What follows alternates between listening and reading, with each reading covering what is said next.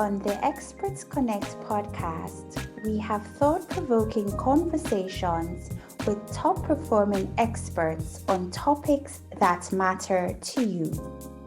With ExpertsConnect, you'll uncover fascinating facts and gain the necessary skills you'll need to improve all aspects of your life. But if the yeast gets overgrowth, it can cause a lot of digestive tract issues as well.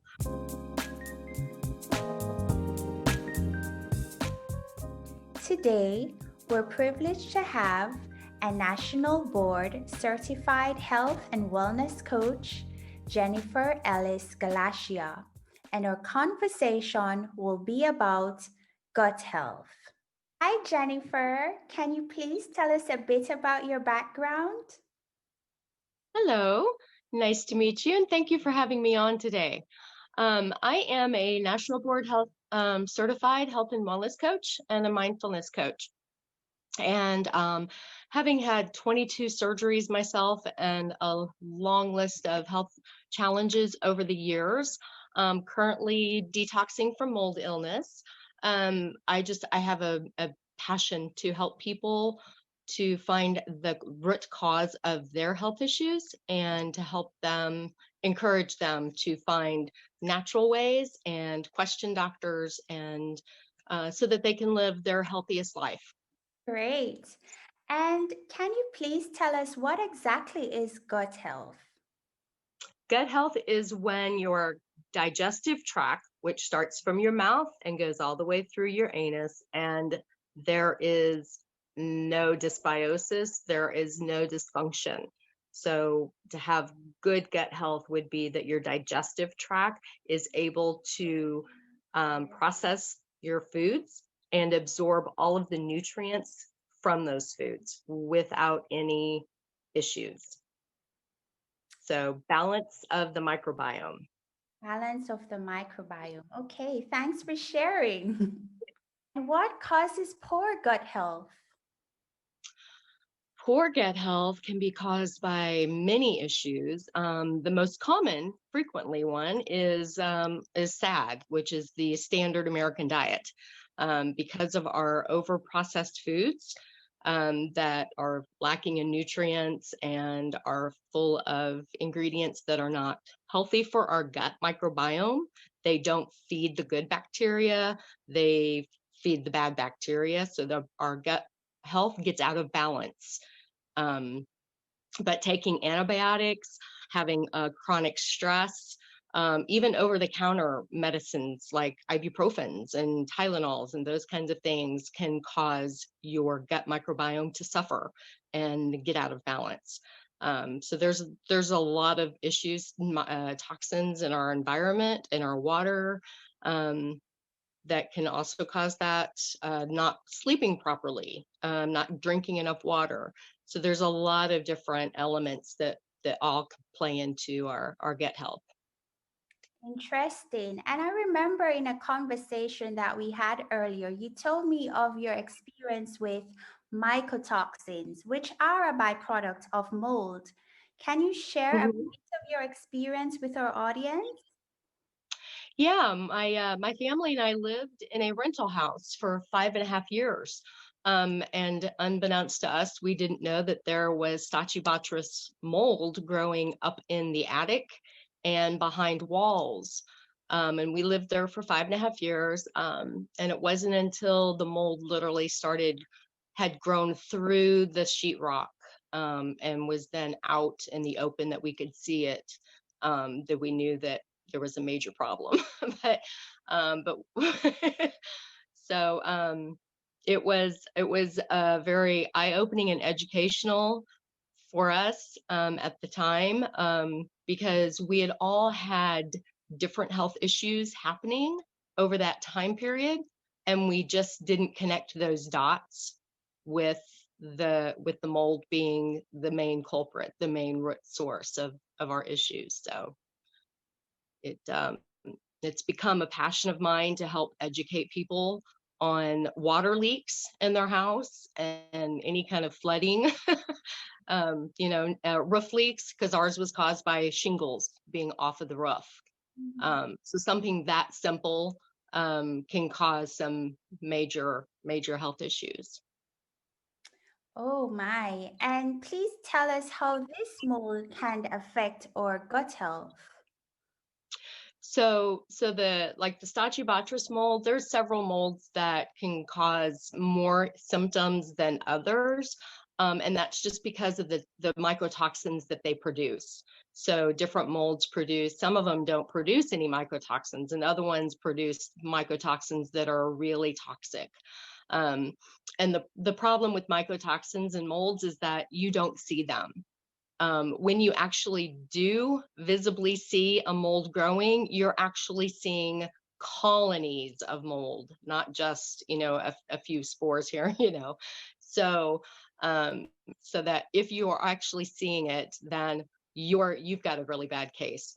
So, but the mycotoxins, they cause inflammation in your system, and Yeah. inflammation is then what starts to affect your digestive tract, and can break it down. It can cause an autoimmune effects or your immune system, which 80% of our immune system is in our guts, but it causes the immune system to start to overreact.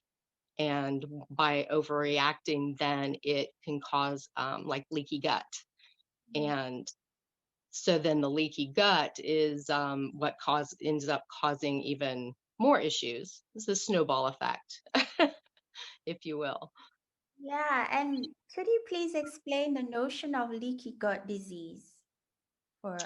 Yeah. Yeah. So leaky gut is when your gut lining, all of the epithelial and the junctions and stuff, it's when the inflammation from the mold, or toxins and stuff gets in there, and it kind of opens them up and causes some leak, some junction. So they should be a nice tight junction, and they allow those to open up, and then food particles that shouldn't be going in there get down in there and get into our bloodstream, and that's when we end up having all kinds of different symptoms.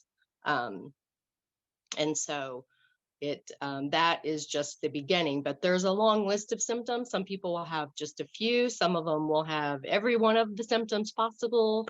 It's the beginning of a lot of health issues for people. But what kind of symptoms will one experience when they have leaky gut disease? They can be vast. They can be simple as having indigestion, heartburn, gas, bloating. So if you eat and you immediately start getting gas and bloating symptoms, that's a sign that you've got some leaky gut issues going on. But it can also be more extensive with, like sharp pains in your stomach. You can have chronic constipation, or you can have chronic diarrhea. You can have depression and anxiety. You can then develop more of the inflammatory bowel disease or Crohn's, ulcerative colitis. All of these types of symptoms can fall into leaky gut disorder. Ah, that's so interesting. Now I'm curious. So let's say I got leaky gut disease. How can I restore my health after mold exposure, or what can I eat to help myself from being healed from leaky gut? Good question. So the very first thing you have to find out, though, is what is the root cause of your leaky gut. Mhm. So, because otherwise you're just gonna, put a Band-Aid on, an open wound that's, bleeding out. So, um, you need to find the root cause of the leaky gut so that you can stop that process. So if for instance, my issue was the mold. Yeah. So the mold that I was living in caused me to develop this, and I went on to develop what was considered to be a rare stomach disorder, but is becoming much more prevalent now because of our food and our environment and toxins and things. So the very first thing you have to do is find out what the cause is. If it's mold, like mine was mold, you have to get out of the mold before you can really start treatment, because otherwise you're just going to continue that inflammation process. So we have to stop the inflammation process, and then you can start taking things and doing like detoxing, like if it is mold or if it's a different mycotoxins, or if it's a different environmental toxin, mercury, arsenic, formaldehyde, all of those kinds of toxins can also cause leaky gut because they cause inflammation in our digestive tract. So you have to detox those toxins out. And every toxin kind of has like their negative or positive charge. So it depends on what they are as to what you would take to detox those out of your system. Some of them take charcoal, some of them need clay. Then there's a prescription drug that is like the chlorostinamine. I'm really bad at names, but it's really hard on your system. So I try to do everything more natural. So I do the clays, the charcoals, even some okra. Actually, doctors have found that it actually binds a lot of the toxins and carries it out of your system. And then there's things that you can do, like I have a protocol for my clients that it's like some specific pure aloe vera water, and drinking that first thing in the morning, because that will actually help to heal the gut lining. And then I have like a Granny Smith apple, and you just lightly cook it so that you release more of the pectin in it naturally. And then that pectin actually helps to heal your gut lining as well. So there's just different small things that you can do, but the main thing is to stop whatever the root cause is. Yeah, and should I be taking probiotics if I have a leaky gut? Definitely need to be taking probiotics. There's several supplements that you should take, probiotics being a number one, because a lot of the leaky gut, what happens with that is the toxins actually get the microbiome out of balance. So some toxins will kill off the good bacteria, and so you've got to replace that good bacteria so that it can basically, overpower the bad bacteria. And then if it's diet related, you really need to change your diet. And even if it's not diet related, if it's mold related, but your diet is not of a good whole foods, raw foods, and you're eating more processed foods, or you're drinking soda pop or alcohol and those types of things, those foods and drinks, they kill the good bacteria in our guts and and feed the bad bacteria. So in order to heal the gut, even if those weren't your issue for the cause, they were contributing to the cause, because those foods in themselves can cause leaky gut. Yeah, speaking of culprits here, is sugar also a culprit? Sugar is a terrible culprit. Yes. Yes. And it's not what people want to hear, that, they really do need to give up sugar, but sugar feeds bad bacteria. It feeds yeast. And yeast can, some yeast, is in our system and it's healthy, but if yeast gets overgrowth, it can cause a lot of digestive tract issues as well. So sugar is bad. It's not good for the healthy bacteria, but sugar also feeds cancer cells. Yeah. So there's really three big strikes against sugar. It feeds bad bacteria, it feeds cancer cells, and when you eat it, it actually shuts down our immune system for a period of time. But I guess the good news is for people is that once they give up the sugar, and you can just get like a week and a half is generally the time period that you'll have like those withdrawal symptoms of, I really need to have that sugar. And that's the bad bacteria telling you to feed it sugar. So food cravings that we have are actually dictated by the different bacteria in our gut.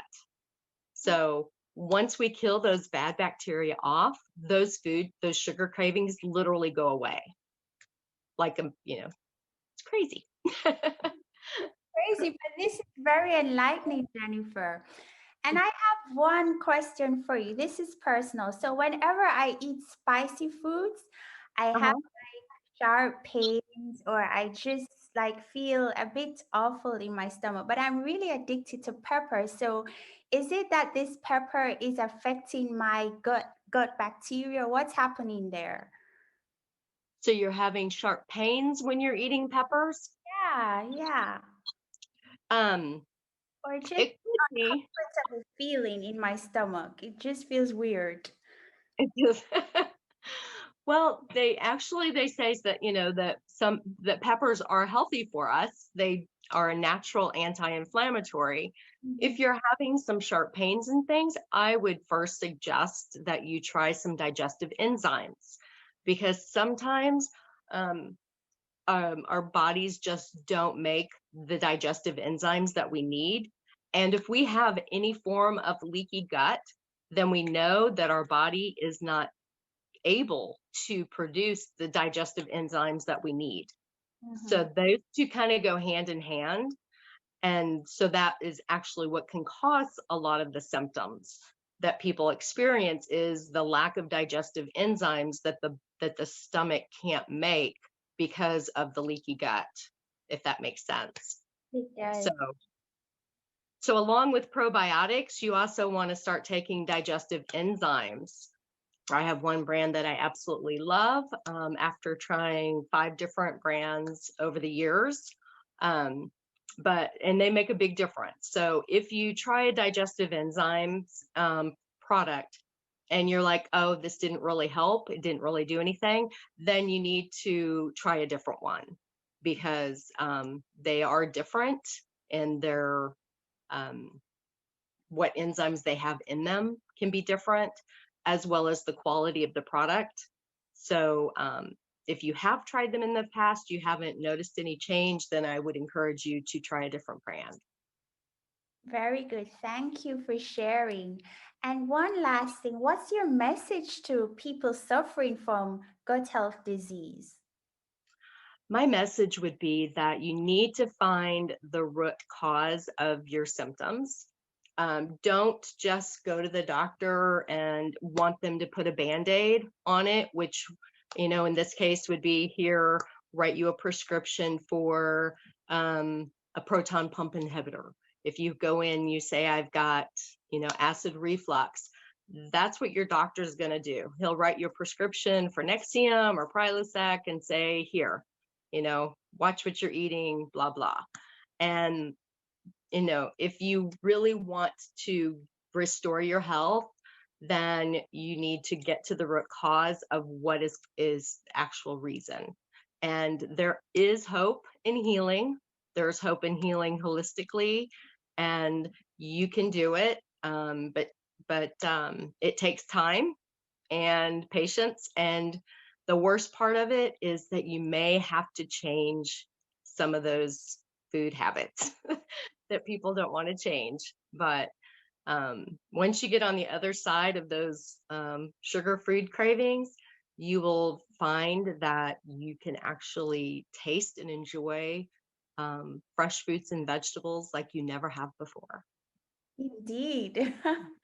And Jennifer, how can people reach you? They can reach me easily at my website, which is coachjennifer.com. I'm also, on all of the social media, so Facebook, Twitter, Instagram, Pinterest. But the easiest one is just coachjennifer.com, just because it's easy to remember. So I would look forward to meeting you, and thank you very much for having me on today. I would greatly appreciate it. You're welcome, Jennifer, and thank you so much for sharing your knowledge on gut health with us. Yes, thank you very much. Thanks for tuning in on Experts Connect. I'll see you next week where we will discuss exciting topics that will ignite your passion for learning. If you like the information presented, please head on over to teachsomebody.com and give us an applause. You may share your comments and ask your questions in the comment section. Please subscribe to us on YouTube and follow us on Spotify, Apple, and Google Podcasts. Remember, you can follow me on Instagram at Kadian Davis Owusu. And I just want to wish you a very happy and prosperous 2021. Bye bye.